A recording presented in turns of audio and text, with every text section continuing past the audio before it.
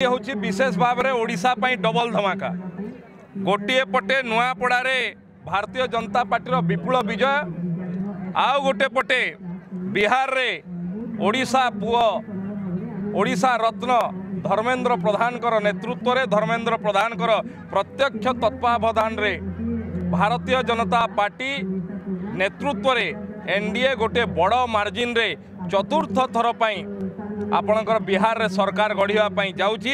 ये ओडिशा पई प्रभु जगन्नाथ को भूमि पई गोटे बहुत बड़ आशीर्वाद। प्रभु जगन्नाथ कर आशीर्वाद रू माँ समलेश्वर आशीर्वाद रू धर्मेंद्र प्रधान को जो विश्वास करी यशस्वी प्रधानमंत्री नरेंद्र मोदी जो दायित्व देते से दायित्व रे आज धर्मेंद्र प्रधान तार परीक्षा रे उत्तीर्ण होइछंती एवं तांकर सफल नेतृत्व रे आज भारतीय जनता पार्टी गोटे बड़ मार्जिन रे बिहार रे मध्य सरकार करिया पई जाउची।